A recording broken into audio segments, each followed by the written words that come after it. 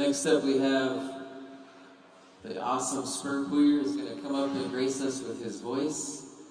And before we do that, I want to give a big acknowledgement to Choske and stage lighting sound of the Black Hills. Choske Stewart is trying to troubleshoot a bunch of issues this afternoon, and we did our best with it, and we're just going with it, with the flow. And I also want to thank Chase Iron Eyes and all the great work that he's done to bring this together. Mr. Dan Paul Nelson, let's give him a big round of applause. I know he's out there somewhere. And Chuck Banner and his crew. So I wanted to get some people acknowledged and thanked before we really go on to the next act. And for me, I really believe tonight is special because it's the beginning of healing, I would call it. And like Red Dawn, she does her very best. She's always on the campaign trail. But even more importantly, she's always there in every high school and every grade school, at every educational meeting or what have you that is around South Dakota. And she's always there to really try to make the best of those situations. So let's give Red Dawn Foster a big round of applause. She's literally your representative.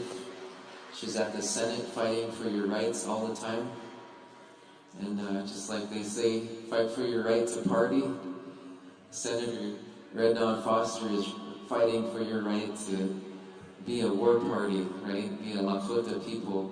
So again, let's acknowledge her. And Tamashi Spur is out there somewhere. So we're about ready to have him come up here in a second, whenever he's ready. And again, I want to acknowledge the things that we need to work on here in the near future. And that's about not just forgiveness of community, but also for letting. It was an important message brought to me by Grandpa Foolscrow one day. He had mentioned that when people talk about forgiveness, they need to let things go. And you can't forgive something away unless you let it happen. So that was a big part of the idea that we are in this together, in this situation together.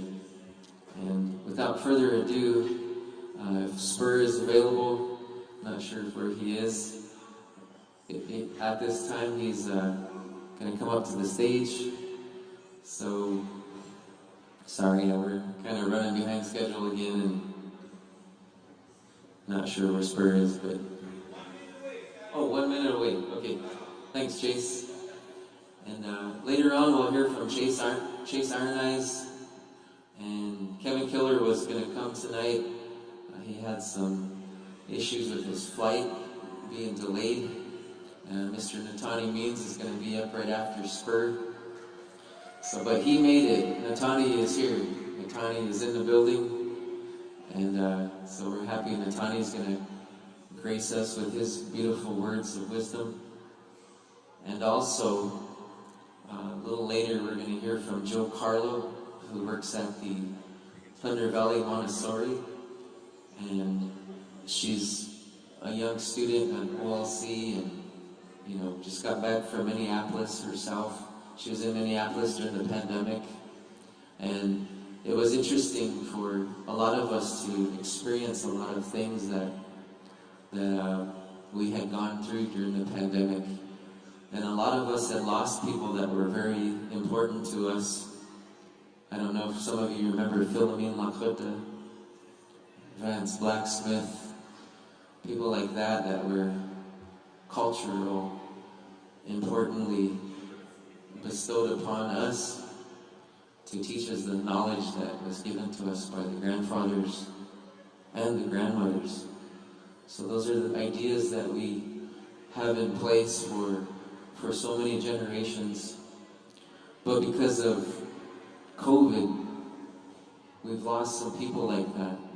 So if there's people that are a part of your family, make sure to take care of them, even if it means making sure they're taking their vitamins or getting enough rest, because we don't know what's going to happen over the next 5 to 10 years with the idea of the different illnesses and how things can move forward. So as a Lakota people, take care of your own at home.